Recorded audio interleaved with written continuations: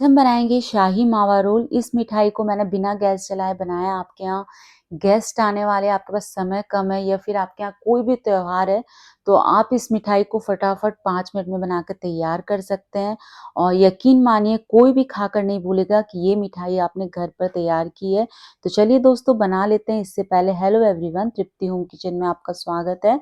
सबसे पहले एक मिक्सिंग बोल लेंगे और इसके अंदर डाल देंगे 1 कप नारियल का बुरादा, जिसको कि डेसिकेटेड कोकोनट भी बोलते हैं। साथ में मैं इसके अंदर डाल रही हूँ 3/4 cup milk powder. Milk powder आप कोई से भी ब्रांड का ले सकते हैं। और अब इसके अंदर पिसी हुई चीनी डालेंगे, तो ये आधा कप पिसी हुई चीनी है। तीनों चीज़ों को डालने के बाद मैं इसे अच्छे से मिक्स कर ले रही हूँ। तो हमें इसे अच्छे से मिक्स कर लेना है। तो मैंने सभी चीज़ों को अच्छे से मिक्स कर लिया है और अब हम इसका डो लगाएँगे। तो इसमें बाइंडिंग के लिए मैं डाल रही हूँ दूध। तो मैं इसके अंदर 3 बड़े चम्मच दूध डाल रही हूँ। दूध हमें सँभल के डालना है, बहुत ज़्यादा नहीं डालना है क्योंकि हमने पिसी हुई चीनी डाली है, तो इससे ये जो डो है बहुत जल्दी गीला हो जाता है। तो थोड़ा-थोड़ा दूध डालते हुए इसे अच्छे से मिक्स करेंगे। अगर मान लीजिए थोड़ा गीला भी हो जाता है, तो आप थोड़ा-सा डेसिकेटेड कोकोनट और डाल दीजिएगा। दूध डालने के बाद मैंने चम्मच से इसे अच्छे से मिक्स कर लिया है और अब हम हाथों का यूज़ करते हुए इसे बिल्कुल डो की तरह लगा लेंगे। और अगर हाथों पे बहुत ज़्यादा चिपक रहा है तो आप थोड़ा-सा हाथों पे घी लगा लीजिए और इसे अच्छे से मिक्स कर लीजिए। तो मैंने इसका डो जैसा लगा लिया है, इसे साइड में रखते हैं, इधर इसकी स्टफिंग तैयार करेंगे। तो इसके लिए मैंने मिक्सी का जार लिया है, इसके अंदर मैंने 1/4 कप काजू डाला है, 1/4 कप बादाम डाल दिया है और अब मैं इसके अंदर पिस्ता डाल रही हूँ। तो ये मैं इसके अंदर 2 बड़े चम्मच डाल दे रही हूँ, साथ में 4 इलायची मैंने इसके अंदर डाल दी है और अब हम इसे पीसेंगे। तो इसे पल्स मोड पे 3 से 4 बार चलाते हुए अच्छे से पीस लेंगे। तो मैंने इसे पीस लिया। पीसने के बाद अब हम एक मिक्सिंग बोल के अंदर इसे निकाल लेंगे। तो मैंने इसे एक मिक्सिंग बोल के अंदर निकाल लिया है और अब मैं इसके अंदर डालूँगी केसर वाला पानी। तो मैंने गर्म पानी के अंदर केसर को आधे घंटे के लिए भिगो के रख दिया था। तो ये भी मैं सिर्फ़ 2 चम्मच ही डाल रही हूँ, बहुत ज़्यादा नहीं डालेंगे। और केसर वाला पानी डालने के बाद अब हम इसके अंदर बाइंडिंग के लिए डालेंगे जो मिक्सचर हमने तैयार करके रखा है वो डाल देना है। जो हमने मिल्क पाउडर और कोकोनट का मिक्सचर बनाया है वही हमें इसके अंदर डालना है। तो मैं बिल्कुल थोड़ा-सा इसके अंदर डाल दे रही हूँ और डालने के बाद इसे अच्छे से मिक्स कर लेंगे। तो इसे हमें हाथों से मसलते हुए अच्छे से मिक्स कर लेना है। ड्राई फ्रूट्स इस मिक्सचर के साथ अच्छे से मिक्स हो जाने चाहिए। तो मैंने इसे अच्छे से मिक्स कर लिया है और अब हमें इसके बॉल्स बनाने हैं। तो बिल्कुल छोटे-छोटे से बॉल्स बना कर के तैयार करेंगे। इनका साइज़ हमें छोटा ही रखना है। तो थोड़ा-थोड़ा पोर्शन हाथों में लेते हुए इसे रोल करेंगे। बहुत आसानी से ये रोल हो जाते हैं।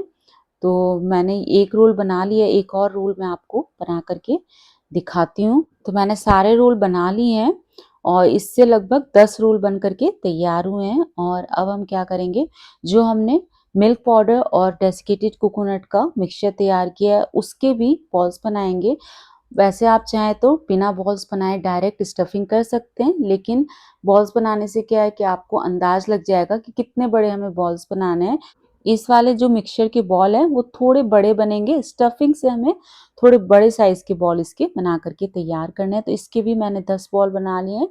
तो दोनों हमने बराबर-बराबर मात्रा में बनाए हैं और अब हम स्टफिंग कर लेते हैं। तो इस तरीके से हमें व्हाइट वाले जो बॉल्स हैं उनको लेना है और हाथों से अच्छे से प्रेस करके फिर इसके अंदर स्टफिंग रखेंगे और इसे सील कर देंगे और सील करके अच्छे से इसे रोल कर देना है। तो हमारी जो स्टफिंग है वो अच्छे से कवर हो जानी चाहिए। तो मैंने इसे अच्छे से रोल कर दिया है और इसी तरीके से हमें सभी में स्टफिंग डाल देनी है। तो एक में मैंने स्टफिंग आपको डाल के दिखाया, अब मैं दूसरे में भी आपको दिखा देती हूँ। बहुत आसानी से हो जाता है, बिल्कुल टाइम नहीं लगता है इसमें। और इस मिठाई की ख़ास बात ये है कि इसे बच्चे भी बना कर के तैयार कर सकते हैं, क्योंकि मैंने इसे बिना गैस जलाए बनाया है। तो इस रक्षाबंधन पे आप उनसे ये मिठाई बनवा सकते हैं। तो मैंने सभी के अंदर स्टफिंग डाल दी है और अब हम इसके ऊपर डेसिकेटेड कोकोनट लगाएँगे। इससे क्या होगा, जो मिठाई हमारी देखने में भी अच्छी लगेगी और मतलब कि खाने में भी बहुत टेस्टी लगेगी। तो मैंने इसे अच्छे से डेसिकेटेड कोकोनट से कोट कर दिया है। इसी तरीके से हमें सभी पर डेसिकेटेड कोकोनट लगा लेना है। वैसे आप इसे बिना डेसिकेटेड कोकोनट के भी बना सकते हैं।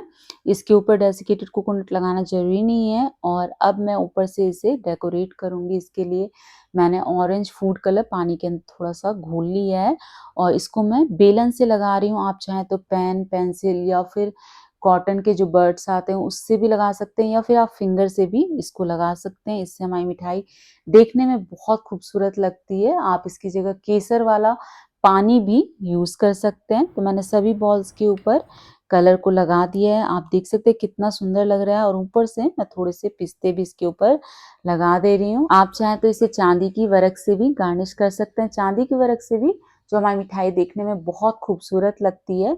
तो सभी मिठाई को मैंने गार्निश कर लिया है। हमारे शाही मावा रोल बनकर के तैयार है और अब मैं आपको काट के दिखाती हूँ। इसकी जो स्टफिंग हमने इसके अंदर डाली है, इससे इस मिठाई का टेस्ट दुगुना हो जाता है और यकीन मानिए मिठाई खाने में बहुत टेस्टी लगती है। इस बार फेस्टिवल पे इस मिठाई को ज़रूर ट्राई करिएगा और रेसिपी पसंद आए तो प्लीज़ लाइक, शेयर, सब्सक्राइब करना ना भूलें।